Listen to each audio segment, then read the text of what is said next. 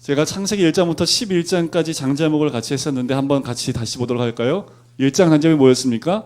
1장 창조였습니다. 그렇죠? 2장은 에덴 동산이었죠. 에덴 동산. 3장은 타락입니다. 타락. 4장은 살인, 최초의 살인이 나오죠. 5장은요, 아담 계보가 나옵니다. 아담의 계보가 나오지요. 6장은요, 육중한 방주 이야기가 나옵니다. 그죠? 육중한 방주. 7장은 물로칠 홍수. 그죠? 이제 이게 나오네요. 그죠? 8장은 아라라산에 방주가 머뭅니다. 9장은요, 구름 속에 무지개 언약이 나오지요. 무지개 언약. 그리고 10장은요, 열국 백성이 나옵니다.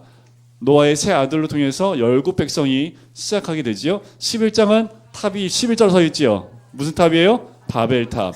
자, 제가 이 장제목만 접었지만 여러분들이 머릿속에는 이 내용들이 흘러갈 텐데 제가 한 가지 설명을 이렇게 드리고 싶어요. 뭐냐면 이 말씀이 내 말씀이 될 수 있도록 해석이 돼야 되는데 제가 좀 해석을 해드릴게요. 이렇게 보시면 좋아요. 구속사적으로 나에게 이렇게 적용해 보시면 좋습니다. 하나님이 우리를 창조하셨잖아요. 그렇죠? 지금도 우리 창조해 가시고 하나님이 우리를 어떻게 창조하십니까? 하나님의 형상과 하나님의 모양으로 우리를 창조해 가시죠. 지금도 우리를 그렇게 만들어 가시는 거예요. 그렇죠? 그래서 우리를 어디에 두길 원하시냐 하면 에덴 동산에 두길 원하세요. 이 에덴 동산은 어떤 곳입니까? 여러분들 세상을 생각하시면 안 돼요. 에덴 동산은 하나님과 교제하는 곳이 에덴 동산입니다. 그러니까 우리가 하나님의 형상과 하나님의 모양으로 창조가 되어지고 완성이 되면 늘 누구하고 살아는 거예요? 하나님과 사는 곳이 에덴 동산이에요. 하나님과 살면 좋아요, 안 좋아요? 하나님 필요한 거 채워주세요, 안 채워주세요? 꼭 이런 얘기를 해야 돼요, 그죠? 필요한 거 채워준다는 얘기를 해야지 좋아요. 그죠? 그런데 우리가 그 순간에 우리 마음 가운데 하나님 말고 다른 것이 쑥 들어오면 어떻게 돼요? 죄가 우리 안에 들어와요. 그 죄가 뭐냐 하면 하나님과의 관계가 단절되는 것을 죄입니다. 어떤 죄를 졌을까요? 하나님만 보지 못하고 하나님 향한 눈빛이 다른 곳을, 초점이 다른 곳으로 향할 때 그게 죄입니다. 하나님만께만 초점을 향하면 되는데, 자, 우리가 이렇게 살다가도 어떻게 할 수 있어요? 이렇게 우리의 관심이, 우리의 초점이 흐려질 수 있습니다. 그때 사단에게서 타락되는 죄가 우리 삶에 쑥 들어와요. 자, 그 죄가 들어오면 바로 이어지는 4장 내용이 뭐예요? 살인이 일어난다니까. 이 살인은 진짜 사람 죽여요? 아니요. 우리는 수없이 많은 사람을 죽이고 삽니다. 왜냐하면 언어로, 말로 사람을 죽여요. 제가 우리 자녀들을 얼마나 많이 죽이는지 몰라요. 부모가 우리 자녀들 잘못되라고 얘기하는 사람 다 한 명도 없어요. 그죠? 그래서 전에도 제가 설교할 때 그랬잖아요. 우리나라가 이렇게 흥한 이유가 뭐라고요? 애들 코 풀 때 어떻게 코 풀라고요? 흥해라. 흥해 좀. 우리 애들도 항상 코 풀어. 흥. 우리나라가 흥한다고 말씀드렸잖아요. 거꾸로 말 안 들으면 이런 XS 하면서 얘기하시잖아요. 그죠? 근데 정말 담지 말아요. 이게 그 단어 한마디 한마디가요. 우리는 쉽게 얘기하지만 그 단어의 원뜻을 보면 아이들을 죽이는 말들을 많이 해요. 그러니까 우리가 하나님과 교제할 때는요. 그런 언어가 안 나와요. 그런데 하나님을 보지 못하는 순간부터 우리는 우리 삶 가운데 수없는 살인 가운데 가게 된다라는 거지요. 그러면 이 아담 계보의 마지막은 어떻게 될까요? 죽어요, 계속. 그리고 이 아담의 계보에 하나님 형상이 아니라 누굴 닮은 자녀를 낳기 시작해요? 자기 모양과 자기 형상을 닮은 사람을 만들어내기 시작한다는 거지요. 그러니까 죄는 죄로 연결되고 그 죄는 또 죄로 연결됩니다. 그래서 원죄라고 보통 우리가 얘기를 하는데 저의 죄된 모습이 누구한테 그대로 갈까요? 네, 그대로 가요. 그건 어쩔 수 없습니다. 왜냐하면 30년을 같이 사니까 그 아버지를 매일 보고 살았고 엄마를 매일 보고 살았는데 그게 어디 가겠어요. 그래서 우리 자녀들이 저도 가끔 다 놀래요. 왜 놀래냐면 우리 아버지가 거울에 계시네. 근데 그게 좋은 모습보다 좀 안 닮았으면 좋겠는데 했던 그 모습이 그대로 닮아있는 모습들을 발견할 때가 있지요. 그만큼 우리들 안에 우리의 형상들이 그대로 들어갑니다. 그래서 어떻게 해요? 하나님이 한 가지 계획을 세웁니다. 뭐냐 하면 구원받을 수 있는 방법이 있습니다. 방주 안에 들어가면 돼요. 이 방주는 무엇을 의미하냐 하면 이 교회가 방주고요. 여러분들 가정이 방주입니다. 그런데 뭐가 문제냐 하면 세상에 있는 물결이 이 교회로 들어오기 시작을 합니다. 그러면 교회는 가라앉게 되어 있습니다. 세상의 가치관들이 우리 가정에 들어오면 우리 가정은 그냥 가라앉게 돼 있어요. 가라앉으면 어디로 가라앉을까요? 세상 가운데 가라앉습니다. 세상 가운데 가라앉게 되면 그 교회나 그 가정은 어떻게 돼요? 세상 방법대로 흘러가요. 너무 좋잖아요, 그죠? 세상의 가치관과 세상의 사고로 흘러가니까 우리가 세상에 몸담고 있으니까 얼마나 그것에 자연스럽게 흘러가는지 몰라요. 거꾸로 그 세상의 흐름이 아니라 말씀대로 살기 시작하면 힘들어요. 왜냐하면 내가 살던 패턴이 아니거든요. 그래서 이 방주는 뭐냐 하면 방주의 역청으로 물이 들어오지 않도록 방주를 다 발라버립니다. 그게 뭐냐, 말씀이에요. 말씀으로 우리 교회를 도배를 하지 않으면 나도 모르는 사이에 세상의 가치관이 쑥 들어와 있습니다. 우리 가정을 말씀으로 도배하지 않으면 그 세상의 가치관과 세상의 사고가 우리 가정 속에 쑥 들어와요. 점점 세상의 가치관과 사고가 우리 교회와 가정을 덮고 있으면 이 방주는 가라앉게 되어 있습니다. 이 방주는 우리 교회가 구원받으려면 어떻게 철저하게 말씀으로 우리 교회를 두르고 있지 않으면 안 된다는 겁니다. 우리 가정을 말씀으로 거룩하게 구별해 놓지 않으면 어느 순간인가 세속적인 것들이 우리 가정 속으로 들어온다라는 거지요. 방주 역할이 그거지요. 자, 그렇게 방주로 준비되어 있지 않으면 홍수가 왔을 때 다 가라앉아요. 그죠? 그렇게 하나님께서 방주 역사를 통해서 어떻게 해요? 마지막에 무지개 언약을 허락하십니다. 항상 하나님은 뭔가 언약을 준비해 놓고 계세요. 각 가정마다 가정에 맞는 언약을 준비하고 계십니다. 하나님, 나는 이 언약 원하는데요. 왜 이 말씀을 드리냐면 가정마다 고난이 달라요. 자, 여기는 홍수로 대변돼서 무지개 언약이 하나 나왔지만 가정마다 홍수의 색깔이 달라요. 자, 유럽에 가면 홍수가 어떻게 나는지 아십니까? 비가 많이 오는 홍수는 우리나라 같은 환경이고요. 유럽은요, 저 위쪽 지방에서 비가 많이 와서 큰 물이 내려옵니다. 그래서 비가 안 왔는데도 햇빛이 쨍쨍한데도 물이 큰 물과 탕류가 내려와서 홍수가 일어나요. 그러니까 홍수가 달라요. 각 가정마다 그 홍수가 다르다는 겁니다. 그러면 지금 여기서 나오는 이 홍수는 어떻게 온 거예요? 위에서 비가 내렸기 때문에 하나님이 무지개 언약을 주시는 거지요. 제 말씀 드리는 거는 각 가정마다 홍수의 고난이 다르기 때문에 거기에 맞는 언약을 하나님이 허락하신다라는 겁니다. 중요한 것은 그 고난을 주는 것들을 우리가 보게 되면 어떻게 돼요? 마음이 괴롭고 힘들어요. 보고 싶지 않아요. 그런데 그 고난 가운데 하나님이 무지개를 허락하신다라는 거지요. 그렇게 우리가 구별되어지면 하나님이 원하시는 건 뭐냐면 구별되어진 우리 아이들, 구별되어진 우리 어르신들, 구별되어진 우리 성도들 통해서 하나님 백성으로 더 발전하고 더 많이 번창하게 원하시는 것이 하나님의 뜻입니다. 그래서 어떻게 10장에서 열국 백성도 확 퍼져나가는 거지요. 우리가 복음을 가슴에 안고 우리끼리 사는 것이 중요한 것이 아니라 어떻게 열국 백성으로 퍼져나가길 원하시는 거예요. 그래서 여기에 70족속이 나옵니다. 그런데 또다시 우리가 하고 싶어하는 게 뭐예요? 우리는 우리끼리 잘 살고 싶어요.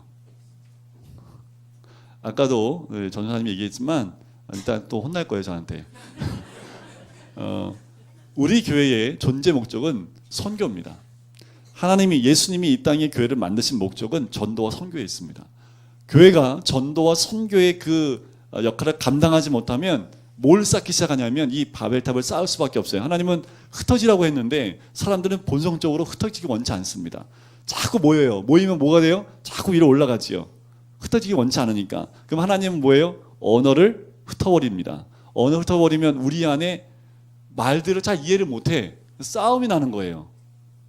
문제 가시죠? 우리끼리만 모여있으면 어느 순간에 소통이 잘 안 돼요. 그래서 우리 안에 분쟁이 일어납니다. 이거를 없애는 방법이 뭐예요? 흩어지면 됩니다. 전도하고 선교하고 끝없이 하나님이 주신 그 말씀대로 전도와 선교가 이루어지면 이곳 안에 바벨탑이 아니라 하나님의 백성들이 퍼져나가기 시작한다는 거지요.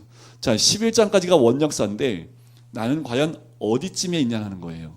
내 삶은 이 1장부터 11장 가운데 하나님이 원하시는 장이 있는데 내가 혹시 여기 가운데 있다면 빨리 돌이켜야 되지요. 또 내 삶 가운데 아직도 아담 계획에서 내 형상과 내 모양대로 우리 아이들 키우고 있다면 또 바꾸셔야 되지요. 자, 이게 구속사적으로 성경을 좀 풀어나가는 간단한 예를 제가 보여드린 겁니다. 오늘은 12장부터는 이제 아브라함부터 나옵니다. 12장부터 25장까지는 아브라함이라는 한 명의 족장을 하나님이 선택하세요. 왜냐하면 싹 밀어버리고 새롭게 민족을 시작해 봤더니 또다시 죄를 져요. 그래서 하나님 방법을 바꾸셨습니다. 한 사람을 택해서 믿음의 조상을 만들자 해서 12장부터 아브라함을 선택하는 장면이 나옵니다. 자, 이랬으면 좋겠어요. 하나님이 날 선택했어요. 그러면 선택하는 순간 확 바뀌어가지고요. 그 원더우먼이 싹 돌면 뭐가 돼요? 원더우먼이 되지요. 안 돌면요. 이거 보통 사람이잖아요. 그죠? 하나님 우리를 딱 선택하는 순간 싹 변해서 완벽한 하나님의 거룩한 사람, 처음에 창조했던 아담처럼 확 바꿔놓으면 얼마나 좋아요. 그죠? 근데 그게 아니라는 거예요. 하나님은 그렇게 인간을 하나님 방법대로 완전히 한순간에 하나님께서 확 바꿔버려 놓지 않습니다. 이때부터 하나님께서 어떻게 인간을 인도해 가시냐면 아브라함 바꿔버립니다. 오랜 시간 동안 데려가면서 고난과 역경과 또한 그가 선택한 모든 것들을 겪으면서 어떻게 해요? 하나님이 원하시는 모습으로 데려간다라는 거죠. 그 첫 번째 언약이 12장에 나옵니다. 그게 삼복 언약인데, 자, 12장 잔제목은 삼복 언약입니다. 자, 1 더하기 2는 뭐예요? 3이잖아요. 그죠? 1 더하기 2는 3이죠. 그래서 삼복 언약이 나오는 거예요. 별짓을 다 하죠, 제가. 그런데 외우게 하려고 12장 삼복 언약입니다. 오늘 읽었던 1절부터 3절까지인데, 자, 다 안 보고요. 딱 한 가지만. 이게 굉장히 암송구절입니다. 1절 3절까지가. 여러분들 표시해 두세요. 암송구절입니다. 이거는 알고 계세요. 왜요? 복이니까. 자, 아브라함한테 원하는 게 뭘까요? 1절과 3절 사이에서 하나님이 정말 아브라함에게 원했던 것. 아브라함 너한테 이것만 하면 돼. 정말 하나님이 아브라함을 인도하시면서 25장까지요. 인도하시면서 딱 이거 하나만 완성시킵니다. 그게 뭘까요? 그게 뭘까요? 뭘까요, 그게? 하나님이 아브라함한테 원하는 게 뭐예요? 예? 떠나는 것. 예. 또. 예? 예, 복. 자, 2절 끝에 보니까 복이 될지라는 거죠. 하나님 원하시는 건 복이 되는 겁니다, 복. 뭐가 복일까요? 자, 아브라함 자체가 복이에요. 아브라함이 그냥 축복하면 축복이 흘러넘쳐요. 아브라함을 저주하는 사람은 저주받아요. 아브라함 자체가 복이 됩니다. 자, 복은 원래 누구예요? 하나님입니다. 하나님이 원래 복의 근원이세요. 그죠? 그런데 아브라함을 복되게 만들겠다. 너 복돼. 자, 복이 뭡니까? 복이. 이 복이, 아브라함 자체가 이 복을 만들기 위해서 인도해 나가는 거예요. 자, 제가 복덩어리가 돼요. 그죠? 우리를 애들 낳으면 복덩어리야. 이 복을 너무너무 좋아해요. 그죠? 자, 성경적에서 말하는 복덩어리는 어떤 게 복덩어리일까요? 이게 중요합니다. 아브라함을 그렇게 인도해 나가시는 거예요. 그래서 여기에 이 복이 될지라는 것을 딱 가지고, 요 복이 될지라는 안경을 가지고 아브라함을 딱 쫓아가면 정확하게 아브라함이 복이 되는 시점이 있습니다. 그게 언제냐면 이삭을 바치는 그 순간에 복이 돼요. 그 전까지는요, 40년 동안 끌고 다니시는 거예요. 우리 계속 주일날 오전에 이 아브라함 쫓아가고 있잖아요. 지금도 쫓아갈 텐데 간단하게 오늘 아브라함 전체를 다 볼 겁니다. 자, 아브라함이 복이 되는 순간이요, 22장에 이삭을 바치는 그 순간에 복이 됩니다. 자, 어떤 사람이 복일까요? 아브라함을 통해서 한번 볼게요. 자, 1절부터 3절까지 읽었으니까 다 중요하고요. 4절이 중요합니다. 자, 아브라함이 뭘 따라갔을까요? 말씀을 따라갔지요. 롯은 뭘 따라갔을까요? 그와 함께 갔지요. 중요한 거, 신앙은 말씀을 따라가는 겁니다. 저 따라오실 분? 절 따라오시면 절대로 안 돼요. 손 드시면 안 되지 않고 나는. 왜? 저를 따라오시면 절대로 안 돼요. 뭘 따라가야 된다고요? 말씀이. 저를 따라오면 어떻게 될까요? 시험 드세요. 제가 장담하건대 저를 따라오시면 100% 시험 드십니다. 그런데 말씀을 따라가면요, 시험 안 들어요. 사람은 따라가는 존재가 아니라요, 사람은 여기 나온 것처럼 아브라함처럼 말씀을 따라가야지, 사람을 쫓아가다 보면 100% 실망합니다. 저 사람이잖아요. 그죠? 저도 언젠가 넘어지겠죠. 그죠? 그 모습 보면 또 실망하실까 안 실망? 옛날 어르신들은, 목사들은 화장실도 안 간다고 생각했잖아요. 그죠? 옛날 어르신 그 60년대 70년대는 목사님들 항상 뭐 입고 갔어요? 흰색. 빼꾸도 하고 흰색. 왜 그걸 입었는지 나도 이해가 안 가요. 지금도 가끔 그런 목사님들 뵈면 한번 물어보고 싶어요. 근데 어르신이었고 제가 못 물어보겠는데, 왜 흰색 양복을 입고 다니시고 왜 빼꾸도를 신고 다니시는지 저는, 그러니까 그 의미가 있는 거죠. 깨끗하다고. 화장실 안 가요? 가지요. 근데 옛날 어르신들은, 목사님들은 화장실도 안 가시는 줄 알았대요. 그러면 안 돼요. 사람은 사람입니다. 그러니까 우리는 뭘 쫓아가야 돼요? 말씀. 자, 그렇게 해서 5절에 보니까 끝에 마침내 어디에 들어가요? 가나안 땅에 들어가요. 내가 내게 지시할 땅으로 가라. 그 땅이 어디였어요? 가나안 땅 들어가잖아요. 그럼 다 끝났네, 그죠? 원래는 여기 가나안 들어가니까 다 끝났어야 되는 거잖아요. 가나안 내가 지시할 땅으로 가는 게 목적이 아니라 아까 뭐가 목적이라고요? 복이 되는 게 목적입니다. 우리를 하나님 부르신 이유가 뭐예요? 복되게 하려고 부르신 거예요. 이걸 꼭 기억하셔야 됩니다. 마침내 가나안 땅에 들어가요. 6절에 보니까 자, 그 땅이 하나님이 인도하신 땅이면 그 땅에 자, 딱 표대만 꽂으면 깃발만 꽂으면 내 땅이 돼야 되는데 6절 끝에 보니까 그때 거기에 누가 살고 있어요? 가나안 사람이 살고 있어요. 하나님 말씀을 따라가면 항상 복만 임해요? 아니라는 거예요. 하나님 말씀 따라가다 보면 이런 가나안 사람들이 우리의 앞을 가로막을 수 있다라는 겁니다. 그래서 우리가 믿음 따라가면 형통할 거야. 형통해요.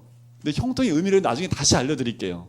형통은 우리가 생각하는 것만큼 길이 확확 열리고 매년 1년에 한 번씩 승진하고 사업의 터가 점점 더 확장되고 우리 애들은 그냥 시험 봤다면 올백이고 그냥 얘들은 어디 가고 싶어? 하버드대. 근데 하버드대 그냥 무조건 가고 이게 아니라니까요. 예수 믿으면 다 그렇게 되는 분이 있더라고요. 언제 되는지는 제가 나중에 알려드릴게요. 자, 고난이 있다 없다? 있다라는 거지요. 그런데 아브라함은 7절에 보니까 뭘 해요? 끝에 제단을 쌓습니다. 장막을 옮겨가면서 제단을 쌓아요.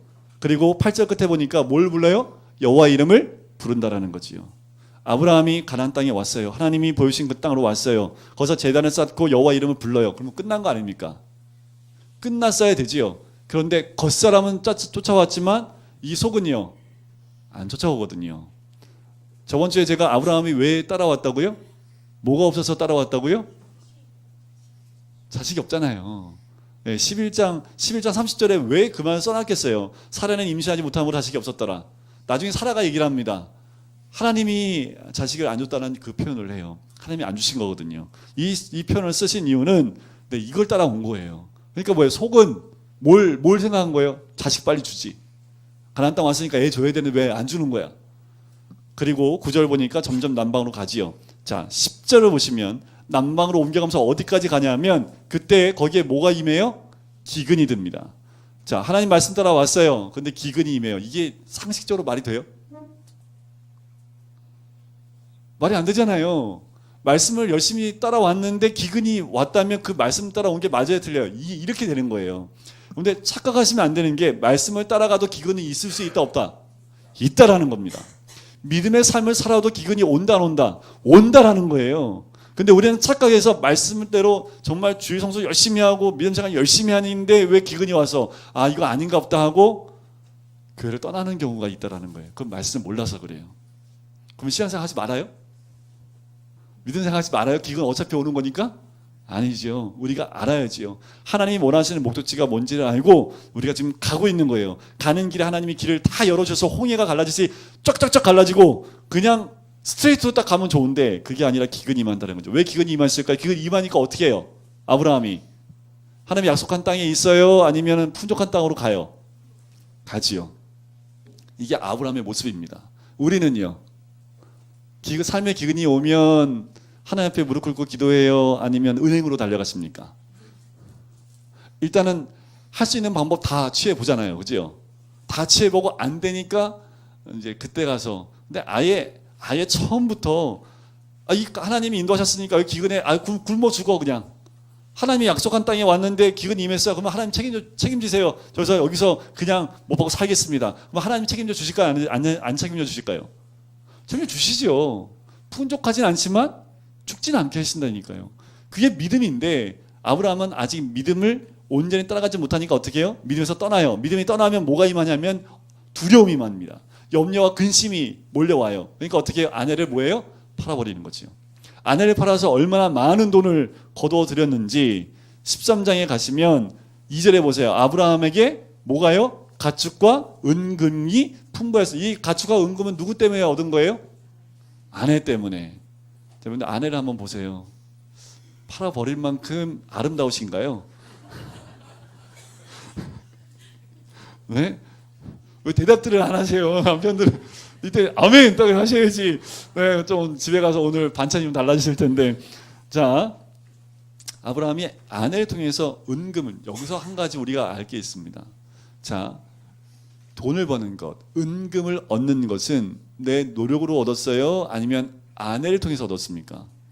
그러면 은금을 얻는 것도 물질의 축복이 하나님 편에 있다라는 거예요? 아니면 자기한테 있다라는 거예요?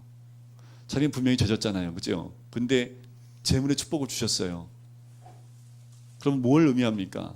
재물의, 그러니까 은금 그리고 물질의 축복은 누구한테 있다는 걸 알 수 있어요? 하나님께. 그걸 알았어요, 이 사람이. 자, 13장은요 롯과의 분리입니다. 드디어 롯과 분리가 돼요. 자, 13장 롯과 분리가 되는데, 자, 아브라함이 선택한 걸 보셔야 되는데 왜 이걸 말씀을 드리냐 하면, 자, 이가 처음 있는 곳으로 다시 돌아옵니다. 자, 한 가지, 우리가 하나님을 떠나면, 죄 가운데 떠나면 다시 어느 자리로 와야 되냐면 떠났던 그 자리로 다시 컴백하셔야 됩니다. 거기서 돌아가는 길 없어요. 다시 뒤로 와서 원래 출발했던 그 자리로 돌아와야 돼요. 그래서 떠나지 마시라는 겁니다. 아브라함도 떠났다가 다시 그 자리로 또 오잖아요. 3절 보세요. 4절 보세요. 13장 4절, 13장 4절 보니까 다시 처음으로 제단을 쌓던 곳으로 또 오지요. 원래 상태로 돌아와요. 근데 문제가 생겼습니다. 많다 보니까 롯의 목자와 아브라함의 목자가 싸워요. 자, 여기서 아브라함이 물질관이 바뀐 것을 알 수 있습니다. 9절을 한번 보세요. 13장 9절.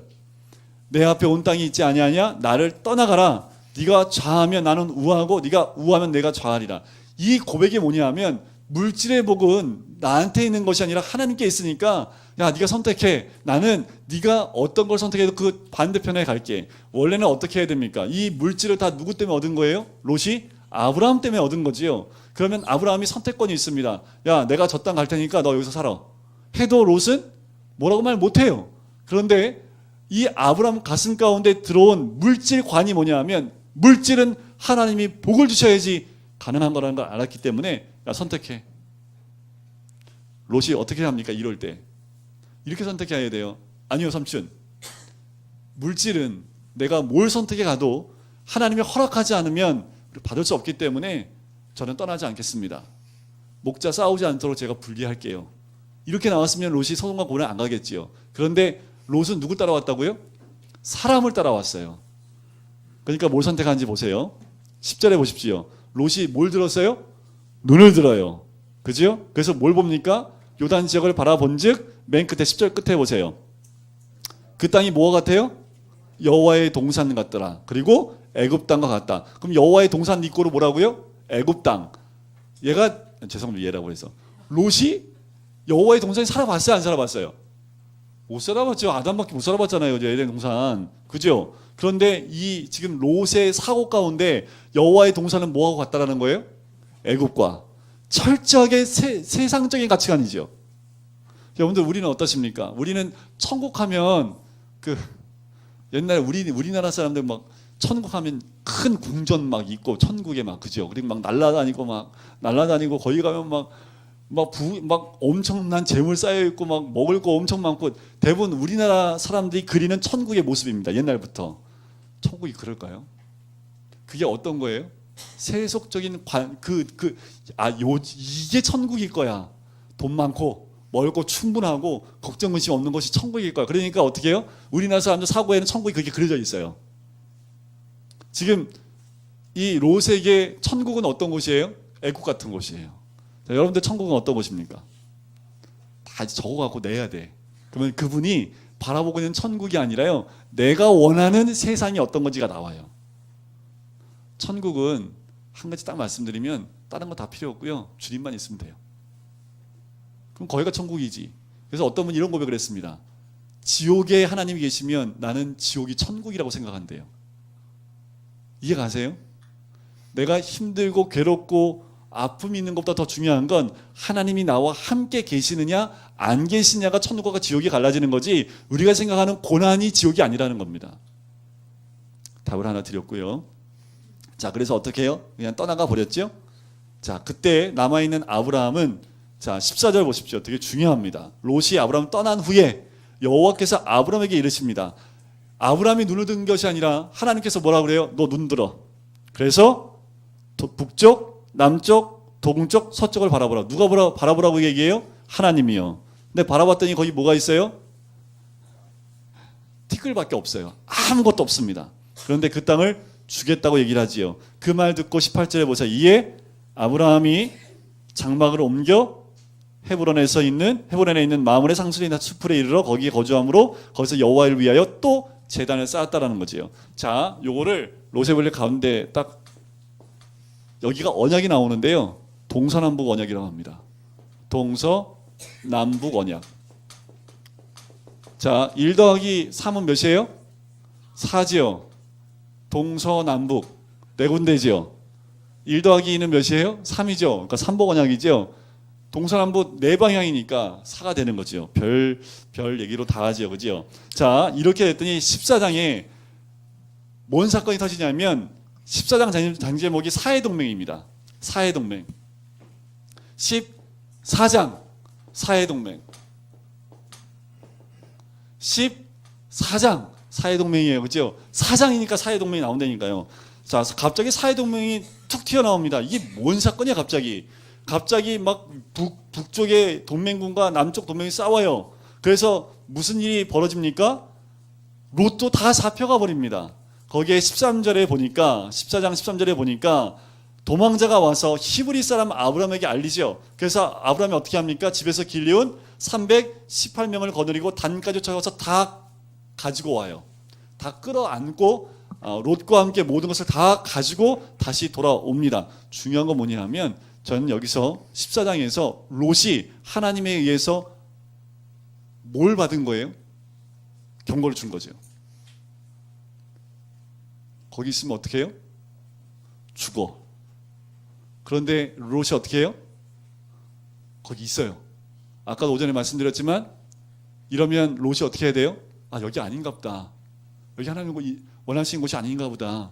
왜요? 내 잘못으로 된 게 아니라 사회 정황상 보니까 지금 내가 거기에 끌려가서 노예로 끌려갈 판에 하나님의 사람이었던 아브라함이 와서 나를 구해줬어요. 그러면 이건 경고지요. 그러면 거기서 나와야지요. 빨리 나와서 아브라함이 있는 곳으로 옮겼어야 되는데 롯이 안 옮깁니다. 그러니까 다음 주에 우리가 함께 나눌 다음 주는 크리스마스이기 때문에 이 본문은 안 합니다.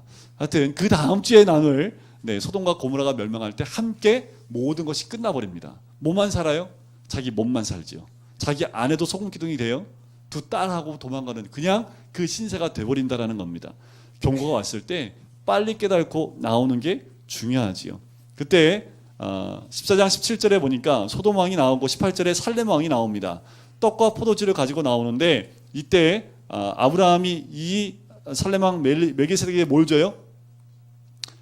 20절에 보니까 자기가 얻은 것의 10분의 1을 멜기세덱에게 줍니다. 자, 11조의 개념이 처음 나와요. 자, 이걸 통해서 뭘 알 수 있습니까? 물질관이 정확하게 잡혀 있는 걸 알 수 있죠. 이 물질은 내 것이 아니라 하나님의 것입니다라는 고백으로 10의 1조를 하나님께 드리는 겁니다. 여기서부터 11조가 시작을 하지요. 자, 그렇게 싸움을 이고 난 다음에 15장에 넘어가면 횃불 언약이 나옵니다. 횃불 언약은 이렇게 외우시면 돼요. 15장은 횃불이시오. 횃불 언약인데 횃불이시오. 저는 이렇게 다 외웠어요. 자, 횃불이시오. 자, 횃불 언약에 들어가는데 자, 1절을 보세요. 이후에 전쟁이 다 끝나고 모든 것을 다 끌어안고 다 회복해서 돌아온 그때에 그 이후에 여호와의 말씀이 환상 중에 아브라함에게 임하여 이르시되 아브라함아 두려워하지 말라. 왜 두려워하지 말라는 말이 뜬금없이 나왔을까요? 지금 아브라함이 두려워하고 있다는 얘기예요? 안 하고 있다는 얘기예요? 두려워하고 있다는 거지요. 지금 하나님이 도우셨고 318명 가지고 저 네 나라 네 족속의 동맹군을 가서 한밤중에 가서 치고 왔지만 그들이 정신 차리고 다시 공격을 하면 어떻게 돼요? 안 되니까 두려워하고 있지요. 자, 두려움이 몰고 왔을 때 하나님이 이렇게 얘기합니다. 나는 너의 방패요 너의 지극히 큰 상급이니라. 그랬더니 뜬금없이 아브라함이 뭐예요?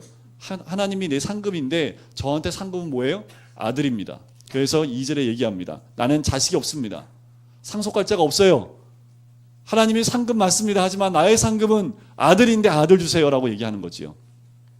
그래서 아들이 없으니까 엘리에셀 우리 이 사람이 우리의 상속자가 되겠습니다라고 얘기합니다. 그랬더니 4절에 여호와 하나님 말씀하시기를 내 몸에서 날짜가 내 상속자라라고 얘기하면서 밖으로 데리고 나가서 무뼈를 보여주시고 셀 수 있나 보라 라고 했더니 6절에 아브라함이 여호와를 믿어요.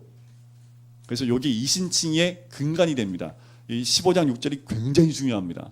신약을 풀 수 있는, 신약의 서신서를 푸는 굉장히 중요한 자리이기 때문에 15장 6절이라는 것까지 정확하게 알고 계셔야 됩니다. 하나님께서 하나님이 아브라함이 여호와를 믿으니 이것으로 그를 의롭게 여기셨다라는 거지요. 그리고 또 언약을 하는데요. 그 다음에 나오는 언약이 저번에 제가 다 설교를 했기 때문에 횃불 언약인데 뭐냐면 그 당시에 문화 가운데 사람들이 서로 언약을 할 때 어떻게 하냐면요. 동물을 반으로 잘라요. 그리고 이렇게 벌려놓습니다. 그리고 계약 당사자가 둘이 그 사이를 지나가요. 그러면 계약이 성취가 됩니다. 이게 무슨 의미냐면 우리가 언약한 것 중에 한 사람이 언약을 어기면 이 동물처럼 반이 쪼개져 죽는다는 의미가 있습니다. 이건 굉장한 언약입니다. 당시에 국가와 국가가 언약을 맺을 때도 이런 풍습으로 했어요. 근데 하나님이 그것 그대로 합니다. 그런데 그 쪼개진 동물 사치 사이를 누가 지나가요? 횃불만 지나가요. 그래서 횃불 언약입니다. 그때 아브라함은 깊은 잠 가운데 있다가 깨어서 이 모습을 봐요. 아브라함은 안 지나가요. 그 언약은 누구만 맺고 있어요? 하나님만. 하나님이 스스로 그 언약의 자신을 메워버립니다. 그래서 누구를 보내신 거예요? 이 땅에? 예수님을 보내신 거예요. 예수님, 하나님께서 스스로 이 언약의 자신을 올가매요. 그리고 하나님은 이 언약에 따라 우리에게 오시고 이 말씀 따라 오시기 때문에 이 언약에 자기 자신을 그냥 묶어버립니다. 그리고 우리가 언약을 붙들고 기도하면 하나님이 들어주실 수밖에 없어요. 왜냐하면 하나님께서 그 언약을 우리에게 주셨기 때문에 결국은 이 땅 가운데 예수님이 오셨고 예수님의 몸이 쪼개지죠. 그것을 통해서 이 땅 가운데 구원의 길이 열리는 겁니다. 그래서 횃불 언약은 결국 예수님을 통해서 이 언약이 완성이 되는 거지요. 자, 이렇게 됐으면, 이 정도 됐으면 아브라함이 어떻게 해요? 의롭게 15장에서 의로워 하나님을 믿으니 의가 됐고 횃불 언약까지 했어요. 그러면 제대로 된 신앙으로 가야 될 텐데 16장에 딱 들어갔더니 이에 인간적인 믿음이 확 드러납니다. 16장은요 인류 이스마엘이 탄생해요. 인류 이스마엘 이렇게 오시면 돼요. 인류 이스마엘. 자, 이스마엘이 어떻게 탄생합니까? 사라가요 대단한 여자였잖아요. 이렇게 대단한 여자가 없어요. 왜요? 자기를 팔아먹어도요 먹는 건 아니고 팔아버려도 아브라함을 한 번도 욕한 적이 없어요. 성경에 보세요. 욕한 적이 있나? 베드로서 보면요 이 사라가 그래도 아브라함을 뭐로 섬겨요? 주라고 섬깁니다. 대단한 여자잖아요. 그죠? 근데 요 16장에서 딱 성깔이 나와요. 아주 대단한 성깔이 나와요. 자, 성깔 한번 보실까요? 16장 1절 딱 보니까 아브라함의 아내 사레는 출산하지 못하였고 그에게 한 여종이 있습니다. 자, 항상 사레는 출산하지 못하는 게 함께 옵니다. 자, 그때 애굽 사람이요 이름은 하갈. 자, 그러면 이 하갈은 언제 이 아브라함에게 왔을까요? 애굽에 내려갔을 때. 결국은요 세상에 나갔다 들어오면 이런 일이 벌어져요. 결국은 애굽에서 데리고 왔던 하갈을 통해서 누굴 낳아요? 이스마엘을 낳게 되는 거죠. 그런데 16장에서는요 하나님 음성이 하나도 없어요. 15장까지는 하나님의 음성과 말씀이 있었는데 16장 딱 가서는 하나님의 음성이 아무것도 없습니다. 자, 16장에 가면 누가 하나님의 음성처럼 들려요? 사라의 말이 하갈을 드릴 테니 하갈을 통해서 자녀를 낳으십시오. 그래 당신 말이 옳소 하고 그날 밤 바로 들어가는 거지요. 어떻게 여기서 남자들은 여자가 하기 나름이라고 얘기하는 게요. 그래 정치인들도 집에서 여자분들이 이불 속에서 말만 잘하면 정치가 바뀐대요. 그래서 여러분들 통합측 가면 여자분도 장로 있잖아요, 그죠? 당회가 분위기가 너무 좋대요. 너무 좋대요. 그냥 여자 장로님이 딱 얘기하면 남자 장로님들이요 뭐 화를 못 내신대요. 그래서 이 합동측 목사님들이 야 우리 합동측에도 여자 장로를 세워야 되지 않냐 근데 그런 얘기가 나올 정도로 왜 아브라함이 그렇게 하나님 음성만 귀를 쫑긋 세우다가 사라가 말 한마디 딱 하니까 그냥 그날로 들어가서 잤는데 바로 누가 나와요? 사라하고는 그렇게 오랜 세월 동안 부부관계를 가져도 아기를 못 가졌는데 한 번 딱 사갈하고 한 번 딱 부부관계를 맺었는데 누가 딱 아브라함, 이거 하나님 뜻 맞구나. 어떻게 한 번 만에 애가 생길 수 있어? 이거는 말도 안 돼. 왜? 사라는 20몇 년 동안 해도 안 되는데 하가는 한 번 만에 되네. 야, 이거 하나님 뜻 맞아. 이렇게 잘못 생각한다니까. 죄는요, 결과물이 바로 옵니다. 여러분들 다윗 아시죠? 다윗이 누구하고 부적절한 관계를 갖습니까? 밧세바. 자, 여러분들 이거 아세요? 밧세바가 목욕을 했다는 건 무엇을 의미하냐면요, 여자가 한 달에 한 번씩 그 피를 흘리는 그날, 그것을 깨끗게 하는 의미로 여자들이 한 번씩 목욕을 해요. 그럼 목욕을 하고 난 다음은 뭐예요? 그것이 끝났다라는 거죠. 그러면 그 다음에 죄송해요, 애들까지 있는데 이게 해야 돼서 아기를 가질 수 있는 그게 가장 적어요. 그죠? 아시잖아요, 그죠? 어른들은 그 시기에는 아기를 못 가져요. 가질 수가 없잖아요. 그런데 다윗이 그걸 알고 범했는데 바로 뭐가 생겨요? 아기가 생긴다니까요. 죄는 결과가 바로 옵니다. 여기서 어떻게 해요? 바로 결과가 오지요. 네? 3절에 보세요. 10년 3절에 10년 동안 아무것도 없었는데 바로 하가를 통해서 바로 이 이스마엘을 낳았다는 거지요. 자, 그런데 어떤 일이 벌어져요? 이 사라의 성깔이 이스마엘을 딱 임시한 걸 알고 하갈이 어떻게 해요? 사라를 무시하네. 그러니까 누구 꾀에 누가 넘어진 거예요? 자기 꾀에 자기가 넘어졌는데 사라가 지금 손가락질을 누구한테 하고 있어요? 아브라함한테. 당신이. 그래서 막 자기 팔아먹을 때는 한 번도 이러지 않았는데 가정 안에 불화가 오니까 이 사라가 아브라함인 당신이 받아야 될 모욕을 내가 받습니다 하면서 막 박박 긁으니까 6절에 보세요. 이게 아브라함. 남자들이 이래요. 아셨죠? 남자는 이래요. 박박 긁으면 어떻게 해요? 그러면 당신 좋을 대로 해. 그냥 그 뒤로 쑥 빠져버려요. 책임을 안 지고. 원래 남자란 족속이요, 책임을 잘 안 져요. 제가 남자니까 그게 얘기하는 거예요. 자, 그리고 사라한테 모든 걸 맡겨버리니까 사라가 어떻게 해요? 학대를 합니다. 그리고 도망가지요. 이때 하나님이 하갈한테 나타나요.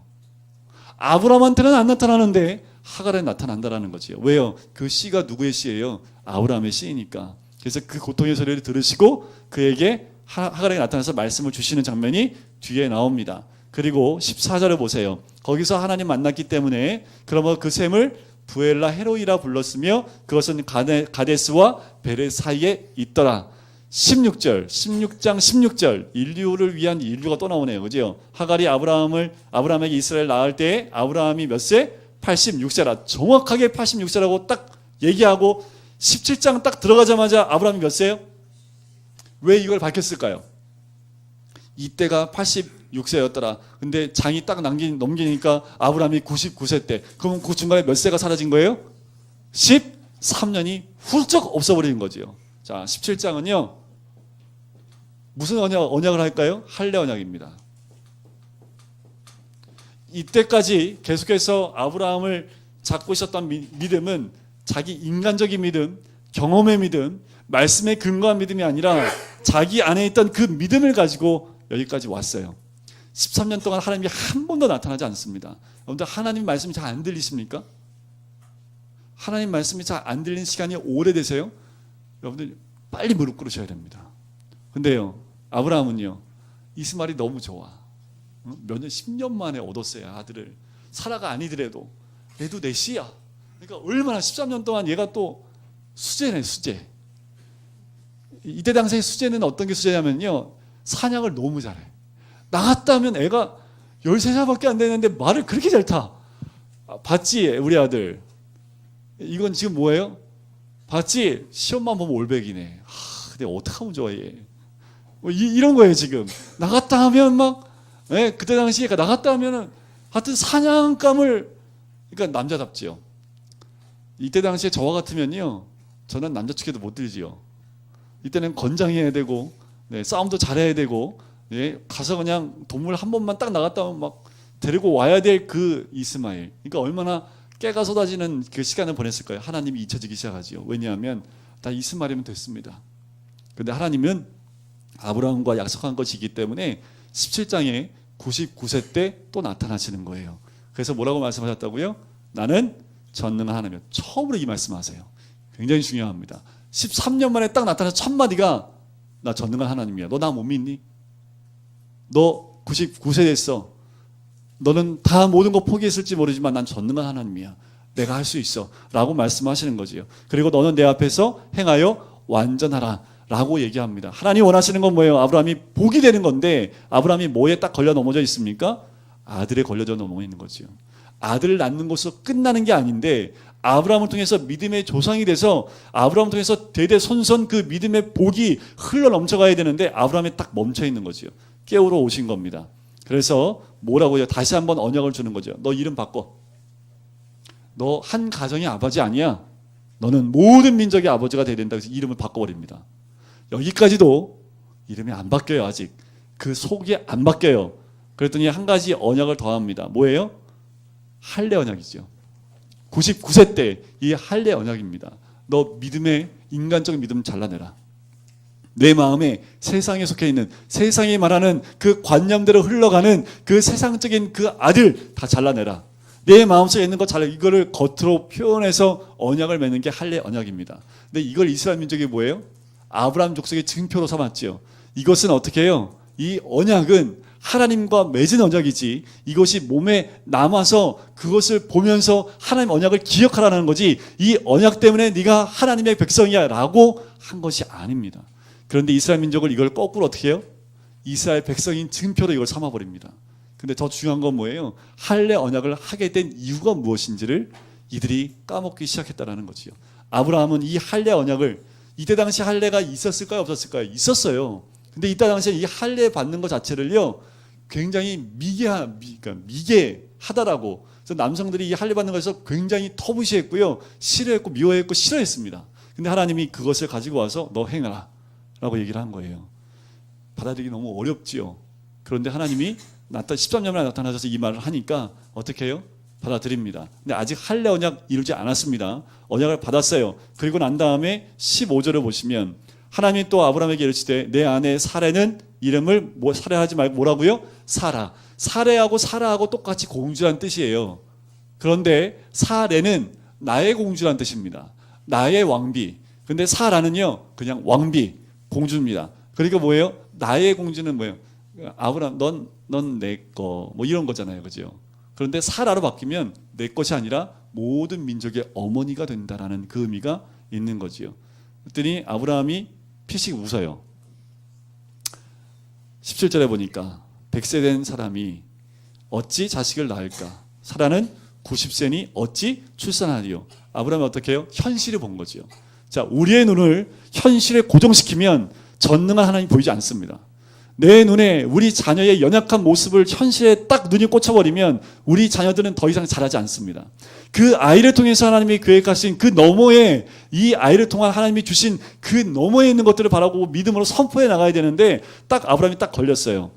그랬더니 아브라함이 또 이렇게 얘기하죠. 이스마엘이나 라는 거죠. 이스마엘이나. 그랬더니 하나님이 아니라 사라에게 분명히 아들이 있을 것인데 그 이름을 아예 이삭이라고 지명을 한다는 거지요. 그리고 마지막에 아브라함이 할례 언약을 해서 99세에 할례를 받습니다. 이스마엘은 몇 세예요? 13살에 할례를 받아요. 그리고 집안에 있는 모든 남자가 다 할례를 받는 거지요. 이후로부터 이 할례를 통해서 인간적인 모든 믿음들이 잘려져 나가기 시작을 해요. 오직 하나님만 보기 시작을 하는 거지요. 이제 아브라함이 요 순간 제가 오늘 설교할 때 굉장히 중요한 23절에 이에 아브라함이 하나님이 자기에게 말씀하신 대로, 이게 굉장히 중요하다고 말씀드렸죠. 요때 이후로 아브라함의 신앙이 확 바뀌어버립니다. 하나님 말씀을 따라왔던 아브라함이 하나님 말씀만 따라간 게 아니라 자기의 믿음을 따라갔었기 때문에 요때 이후에 자기에게 말씀하신 대로 따라가기 시작을 했다라는 거지요. 자, 18장은요 한 팔 들고 중보기도 합니다. 두 팔 들고 기도하는 건 축복하는 거고요. 한 팔 들고 기도하는 걸 중보기도라고 그래요. 중보기도를 해요. 한 팔 들고 중보기도. 오늘 본문 말씀이었잖아요. 그러니까 좀 빨리 넘어갈게요. 자, 18장에 보면 저번 주부터 나왔던 말씀인데 세 사람이 와요. 이제 하나님을 정확하게 볼 수 있는 눈이 열립니다. 인간적이었고 계산적이었고 세상적이었던 모든 관점들이 잘려버리니까 어떻게 해요? 이 눈이 하나님을 분별하고 하나님을 바라볼 수 있는 눈이 열리기 시작을 합니다. 딱 오니까 바로 아브라함이 쫓아나가요. 영접을 하지요. 그 눈이 열렸다라는 겁니다. 우리의 삶 가운데에도 제가 이런 거죠. 옛날에요. 저도 이렇게 그 은사 받은 분을 가까이 모시고 있을 때가 있었어요. 7가지 은사 받으신 분 만나보신 적 있어요? 그분 앞에 가면 벌벌 떨려요. 왜냐하면 일주일 동안 내가 죄진 게 뭔지 다 아셔. 근데 한마디 얘기를 안 하셔요. 그게 너무 무서워. 근데 때로는 가끔은 얘기를 하세요. 정규야 하면 끝나요. 그냥 괜히 도둑이 지발절인 거 아시죠? 근데 그때 들었던 말씀 중에 뭐냐면 하나님이 이분 영안이 열리시는데 그 부적 아시죠? 부적을 태워먹는 부적 아세요? 태워먹는, 이게 태워서 물에다가 이렇게 해서 먹는 부적이 있어요. 옛날에 저희 집에 이렇게 부적이 많이 붙어 있었기 때문에 부적 종류를 좀 압니다. 좀 비싼 부적은요, 동물 피로 한 개 몇십만 원짜리가 있고요. 정말 비싼 몇백만 원짜리는 사람 피로 이렇게 쓴 거 있죠. 이게 정말 비싸요. 근데 이거는 피가요. 내 친구가 갖고 와가지고 학교에서 제가 이렇게 야 꺼내봐. 꺼냈더니 빨간색이에요. 그래서 손으로 이렇게 밀었더니요, 이게 밀려요. 안 굳어요. 신기하더라고요. 미안해. 그리고 저 다시 줬어요. 써놓은 거 이렇게 밀어 손가락을 찌니까 찡 밀리더라고요. 그 글씨가 사라져 버리더라고요. 미안해 하고 다시 줬는데, 자, 뭔 말이냐면 태워서 그 부적을 먹었는데요. 영안이 뛰었는데 그 부적을 먹은 사람을 악령이 잡고 있는 걸 봤대요. 근데 그 부적이 그렇게 귀신의 영이 있어요. 진짜로 있어요. 봤다니까 저도 그런 사람이에요. 봤어요. 그래서 이분이 이런 귀신들도 이 부적을 태워서 먹으면 어둠의 영이 임하는데 이 성경을 태워 먹으면 성령님이 임하지 않으실까 해서 태워 먹어봤대요. 아니죠. 아닌데 이분이 너무 순수하시니까 부적도 태워서 먹으면 악령이 임하는데 성경을 태워서 먹으면 성령이 임하지 않을까 해서 태워서 진짜 먹어보셨다고 얘기를 하더라고요. 웃자고 그때 이제 얘기하셨는데 진짜 태워서 먹어봤대요. 전혀 안 그래요. 태워서 드시지 마세요. 성경은 읽어서 먹는 거지 성경은 태워서 먹는 게 아닙니다. 뭔 얘기하다 여기까지 왔나? 네, 너무 길게 얘기해서 좀 재밌는 얘기해서 제가 해드린 거고요. 자, 하나님을 봤어요. 하나님을 섬겼고 또 하나님을 극진히 섬기는 가운데 하나님이 다시 한번 얘기를 하지요. 너희 삶 가운데 사라를 통해서 아이가 있을 거야. 근데 사라가 또 웃어요. 다시 한번 사라에게 웃지 말라라고 얘기합니다. 여호와께서 14절에 보세요. 18장 14절에 보면 여호와께 능하지 못한 일이 있겠느냐라고 얘기하는 거지요. 기한 내에 일이 있을 것이다라고 얘기합니다. 아브라함은 17장에서 웃었지요. 18장엔 누가 웃어요? 사라가 웃어요. 그래서 하나님 찾아오시는 거예요. 처음엔 아브라함을 변화시키고 그 다음엔 사라를 바꿔주시는 거지요. 그리고 소돔과 고모라의 멸망에 대해서 이야기를 합니다. 그리고 중보하지요. 50명, 45명, 40명, 30명, 20명, 10명. 결국 10명이 없어서 그 소돔과 고모라가 멸망한 게 아니라요, 단 한 명의 의인도 없었습니다. 중보를 하지요. 자, 19장은요 이렇게 오십니다. 식구들이 다 소돔과 고모라에서 죽어요. 그죠? 식구들이 소돔과 고모라 멸망 가운데, 심판 가운데 죽습니다. 소돔과 고모라 멸망입니다. 19장 제목이. 그래서 식구들이 다 죽어요. 자, 거기에 있는 사건들이 이래요. 두 천사가 들어갔는데 누가 알아봅니까? 그래도 롯은 알아봐요. 자, 19장 1절에 보면 롯이 어디에 앉아 있습니까? 마침 롯이 소돔 성문에 앉아 있죠. 이 말은 무엇을 의미하냐면 굉장히 중요합니다. 자, 그때 당시에 성문에 앉아 있다는 얘기는 뭐냐면 그 사람이 그 성의 어른이라는 얘기예요. 재판관이라는 의미가 있습니다. 그래서 뒤에도 보면 사람들이 막 몰려와서 네가 우리를 뭐 판단하려고 하느냐는 말이 나와요. 그러니까 지금 소돔과 고모라에서 롯이 어느 정도 위치까지 올라간 거예요? 성공한 거예요. 세상 가운데 좀 성공을 했어요. 그런데 그나마 롯 눈에 누가 보여요? 천사가 보이는 거죠. 바로 가서 대접을 합니다. 그리고 대접하는데 아브라함은 좀 달라요. 아브라함은 떡하고 송아지 먹었는데 딱 3절 끝에 보세요. 무교병 부어서 먹입니다. 무교병은 뭐 안 들어간 거예요? 이스트가 안 들어간 거예요. 부풀린 떡이 아니라요, 딱딱한 떡입니다. 그러니까 거룩한 것을 의미하기 때문에 무교병을 드리죠. 근데 소돔 사람들이 몰려와요. 이 소돔은 동성애가 아주 가득했던 곳이 소돔과 고모라 땅입니다. 그랬더니 8절을 보십시오. 문을 열고 나가서 롯이 한 얘기를 한번 보세요. 내게 남자를 가까이 하지 아니한 두 딸이 있노라. 두 딸 줄 테니까. 이게 아버지입니까? 나중에 19장 끝에 보시면 이 두 딸이 뭘 선택합니까? 아버지를 통해서 대를 잇자. 그래서 나온 게 모압과 암몬 족속이죠. 성의 관념이 다 무너져 버립니다. 누구 때문에요? 그 아버지 때문에. 어떻게 그런 상황이라 할지라도 자기 딸을, 처녀인 자기 딸을 내보내는 아버지가 어디 있습니까? 가정 질서와 모든 것이 다 무너져 버린 모습을 보게 되지요. 9절을 보시면 그들이 이르되 너는 물러나라 하면서 천사들을 막 때리려고 하니까 천사들이 그들의 눈을 막아버립니다. 그리고 결국 롯과 함께 그 아내와, 그리고 또 재밌는 건 뭐냐면 14절 보세요. 롯이 나가서 그 딸들과 결혼할 사위들에게 얘기해요. 14절 끝에 뭐라고 사위들이 말을 합니까? 뭐로 여겨요? 말씀을 농담으로 여기시면 안 됩니다. 제가 때로 농담으로 말씀을 전할 수도 있어요. 농담으로 받으시면 안 돼요. 그 농담을 전하는 이유는 뭘까요? 일단 주무시니까 깨우려고 농담을 하는 거고요. 또 한 가지는 그 농담을 통해서 어떻게 해요? 하나님의 뜻이 그 안에 들어가 있거든요. 말씀은 농담으로 받으시면 절대로 안 됩니다. 그럼 어떻게 될까요? 소돔과 고모라 땅에 있는 거예요. 하나님 말씀을 말씀으로 받으셔야 됩니다. 결국 어떻게 해요? 도망쳐 나와요. 롯과 아내와 두 딸, 4명이 도망쳐 나옵니다. 그런데 도망쳐 나오다가 26절 보세요. 롯의 아내는 뭘 봐요? 뒤돌아보시면 안 돼요. 오늘부터 뒤돌아보지 마세요. 믿음의 길을 갈 땐 뒤돌아보면 소금기둥 됩니다. 소금기둥 되시려면 돌아보세요. 이렇게 협박하는데도 뒤돌아보신 분이 꼭 있다.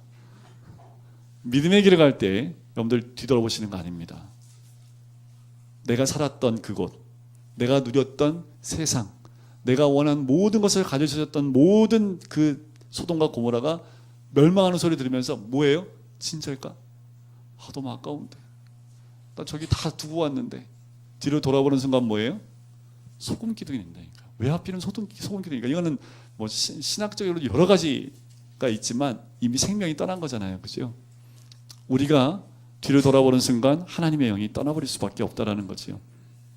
29절 하나님이 그 지역의 성을 멸하실 때, 곧 롯이 거주하는 성을 엎으실 때 하나님이 누구를요? 아브라함을 생각하사 롯을 그 엎으시는 중에서 내보내셨다라는 거죠. 누굴 생각했다고요? 아브라함입니다. 오전에도 제가 이 말씀 때문에 울컥을 좀 했는데 오늘 아브라함처럼 기도하셔야 됩니다. 그래서 내 남편이 나 때문에 하나님 나를 생각해서 내 남편을 구원해 줄 수 있는 거지요. 남편 때문에 아내를 구원할 수도 있는 거고요. 부모 때문에 그 자녀를 하나님께서 붙잡고 어둠의 세상 가운데 빼앗기지 않게끔 보호하시는 경우가 굉장히 많습니다. 실제로 여러분들 그 김혜자 씨 아시죠? 맞죠? 김혜자. 김혜자 씨가 교회를 굉장히 열심히 다닙니다. 근데 이제 이거는 좀 약간 다른 얘기긴 한데 대담에서 나왔어요. 뭐라고 하냐면 지금 연세가 좀 많으시지요. 그분이 담배를 못 끊으셨어요 원래. 그래서 이분이 어떻게 담배까지 어떻게 피우셨냐면요. 성경을 읽다가 예수님이 십자가에 못 박아 죽었잖아요. 그러니까 너무 슬퍼서 한 대를 이렇게 피워서 막 눈물 흘리면서 하나님이 어떻게 예수님이 십자가에 못 담배 피면서 성경은 그렇게 꼴초였대요. 그런데 어느 날 아침에 그 담배 피신 분들은 항상 아침에 일어나면 공복에 담배 한 대 쭉 빠는 게 그게 참만 전 몰라요. 그냥 제가 들은 거예요. 그렇다고 이해하는데 근데 이상하게 그 맛있던 담배가 굉장히 쓰더래요.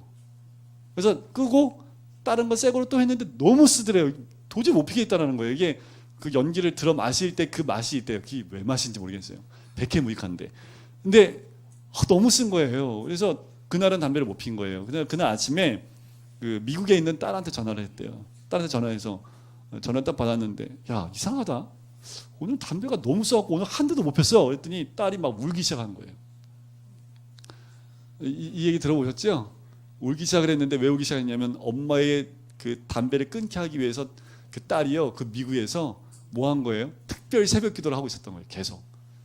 근데 특별 새벽이 딱 끝나는 그날 김혜자 씨의 입에서 그때 이후로 담배를 못 핀대요. 또 웃기잖아요. 예수님이 십자가에 못 박혀 너무 습하고 담배 한 대 안 피면 이거를 더 이상 읽을 수가 없어서 담배 한 대 피러 나갔다 와서 또 읽고 이런 분인데 그 기도의 힘이 그만큼 센 거라는 거지요. 하나님이 누구 한 사람 때문에 무엇인가 맡게 할 수 있다는 겁니다. 그런데 이 힘이 굉장히 세요. 그러니까 안 됐다고 기도를 멈추시면 안 됩니다. 아무리 기도해 목사님 20년 기도했는데 안 되는데요. 아니요, 21년 기도하면 될 수 있어요. 아무도 모르지요. 기도는 멈추시면 안 됩니다. 중보는 멈추시면 안 되고요. 자, 우리 자녀는요, 엄마가 기도하는 자녀는 망하지 않습니다. 그죠? 그래서 어머니가 자녀를 위해서 눈물로 기도하셔야 돼요. 설령 그가 뺑 돌아간다 할지라도요, 다시 자리에 옵니다. 어머니들이 자녀를 위해서, 그럼 아빠들은 뭐 할까요? 아빠도 기도하셔야죠.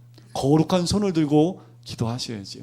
자녀를 위해서 기도하는 것이, 기도의 씨앗을 심는 것이 그 자녀들이 넘어가지 못해요.